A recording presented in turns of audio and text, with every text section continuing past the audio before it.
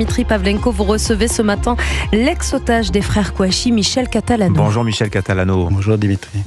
Pardonnez la présentation si sommaire parce que vous êtes bien plus que cela. En tout cas, pour les Français, vous êtes l'imprimeur de Dammartin.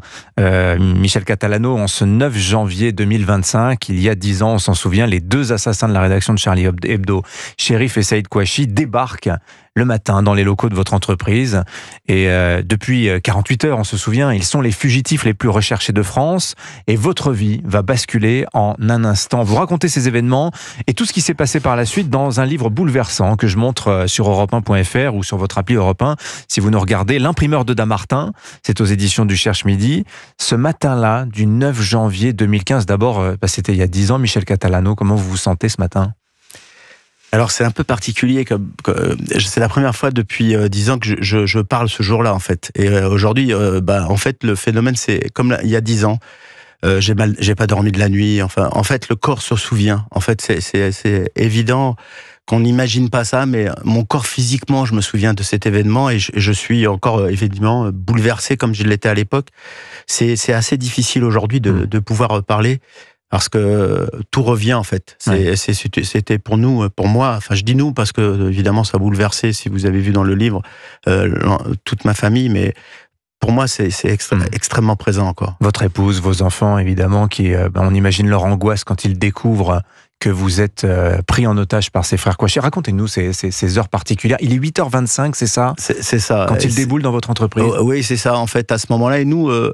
Avec mon collaborateur, on attendait un commercial et mon collaborateur, donc Lilian, qui est un garçon formidable, est arrivé un peu plus tôt alors que il n'était pas nécessairement à cette heure-là d'habitude, mais là il est arrivé plus tôt parce qu'une journée. On discutait, on était plutôt pas dans l'euphorie, mais bon, il y a quelques jours avant, j'avais mon anniversaire, on allait boire un petit coup le midi, on était plutôt bien malgré le choc qu'on a eu le 7, bien sûr. Mais une journée sympa, ce vendredi. Voilà, on avait quand même évidemment mis ça sur le compte d'une journée sympa. Et puis quand on sonne, on s'attend à avoir un autre commercial qui venait nous vendre des machines, nous présenter des produits. J'avais prévenu mon collaborateur. Et évidemment, on ouvre sans demander qui est là, parce que il est toujours à l'heure. Là, bon, il était 25, il était un peu en avance. On s'est dit, il est peut-être venu avec les croissants. Donc, on le laisse entrer. Et là, effectivement, ils sont rentrés. Deux types habillés de noir. Exactement. Vous les reconnaissez tout de suite, Michel Catalano ? Alors non, en fait, oui et non. C'est-à-dire que ça va très très vite. Mais sur le moment, je me suis pas du tout rappelé. Enfin, je les ai pas reconnus. J'ai cru que c'était les gendarmes au départ. Ils étaient habillés en noir. Mais très vite, j'ai revu le lance-roquette derrière et l'arme qu'ils avaient au poing n'était pas du tout celle des gendarmes.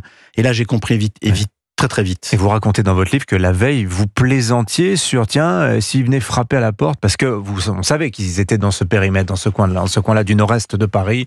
C'est ce nord de la Seine-et-Marne où vous vous trouvez. Oui, exactement, vous le dites, on plaisantait. Enfin, c'était assez incroyable parce que il faut aussi dédramatiser quand il y a un drame pareil, mais on plaisantait. Et moi, ce que j'ai appris aussi dans la déposition de mon collaborateur, c'est que lui-même avait envisagé l'endroit où il allait se mettre si jamais ils étaient là. Ouais. Donc c'est assez effectivement incroyable. Alors, ils savent pas que vous n'êtes pas seul. Ils vont vous demander si vous l'êtes seul. Vous leur répondez que oui, vous leur mentez délibérément dans le but de protéger Lilian. Vous espérez qu'il est parti se cacher. Ils vous demandent aussi, les frères Kouachi, si vous êtes juif. Oui, à un moment alors moi j'ai pas cessé de les regarder dans les yeux, de regarder un peu comment leur émotion évoluait au moment tout au long de notre conversation. Et quand ils m'ont dit ça, évidemment là c'était un moment très difficile parce que ça, juste avant ils m'avaient dit que j'avais un petit ce qu'on appelle un kakémono avec des pin-up, et ils m'ont dit ça c'est blasphème. Ils ont commencé le ton a commencé à monter.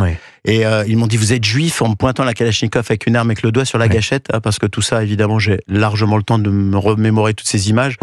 Et là, c'est un moment très, très, très difficile. Qu'est-ce qu'ils vous disent ? Qu'est-ce qu'ils vous racontent ? Et ça fait 48 heures qu'ils sont les hommes les plus recherchés de France. Il faut se rappeler ça. On les imagine un peu hagards et sur les nerfs. Dans les échanges qu'on a eus, c'est surtout qu'ils me donnaient. Moi, j'essayais de répondre de façon neutre possible pour essayer d'être le plus calme possible. Vous avez peur pour votre vie, Michel Catalano, à ce moment-là ? Alors, j'ai accepté tout de suite, quand j'ai dit à mon collaborateur de partir se cacher, j'ai accepté tout de suite que j'allais mourir, en fait. Et ça m'a permis d'avoir un calme que j'ai mis du temps à comprendre. Et surtout, je n'avais qu'une obsession à ce moment-là, c'est de tout faire pour pas qu'il trouve mon collaborateur. Et donc ça m'a permis de me mettre dans une espèce de phase d'action, Oui.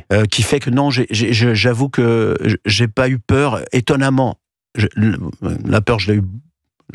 Vous vivez un traumatisme, vous racontez que vous vous coupez en deux, d'une certaine manière, vous mettez les émotions à distance. C'est ça. Et cette phase de ce qui sera le syndrome post-traumatique par la suite. Alors j'accélère un petit peu les événements, mais les gendarmes vont arriver, il va y avoir une première fusillade, le plus jeune des frères Kouachi va être blessé à la gorge, vous allez le soigner. D'ailleurs, on va vous féliciter pour le pansement que vous lui aurez fait après coup. Et vous leur demandez aux frères Kouachi si vous pouvez partir, s'ils peuvent vous relâcher. Ils acceptent et vous allez rejoindre les gendarmes. L'un d'eux vous confessera que quand vous sortez de l'entreprise à ce moment-là, ils sont tous en train de vous mettre en joue. L'un d'eux s'est demandé comment ça se fait qu'on vous ait pas tiré dessus, Michel Catalano. Oui, parce que en fait, quand je suis sorti, j'ai levé les mains, j'avais un gros blouson sur moi noir. Et quand je suis sorti, que je me suis dirigé vers eux, j'ai dit que j'étais un otage et ils m'ont dit couchez-vous, je tire, première sommation en fait, et couchez-vous, je tire, deuxième sommation.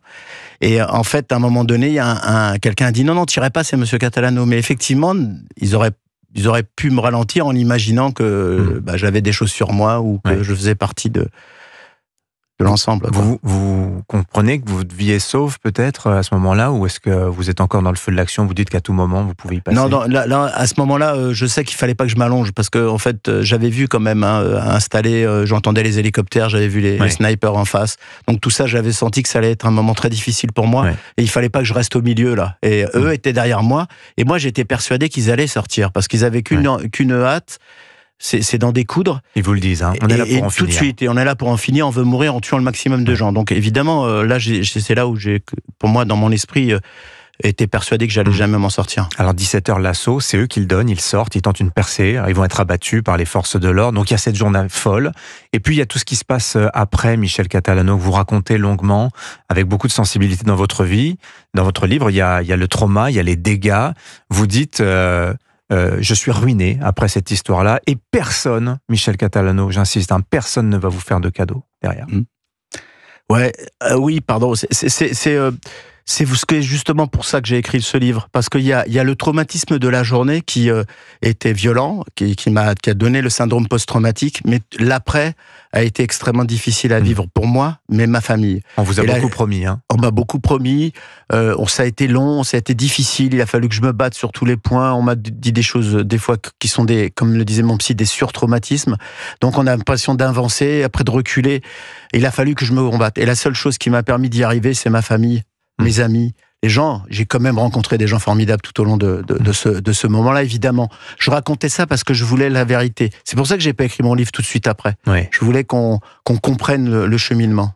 Et comment vous allez aujourd'hui, Michel Catalano? Alors, je peux... Votre épouse est derrière la porte du studio. Oui, elle est toujours là. Elle a toujours été... Sans elle, je serais jamais arrivé à m'en sortir. Mais aujourd'hui, je vais mieux. Oui, la preuve. Aujourd'hui, le 9 janvier, je suis ici. Et c'est la première fois depuis 10 ans que je témoigne le jour même.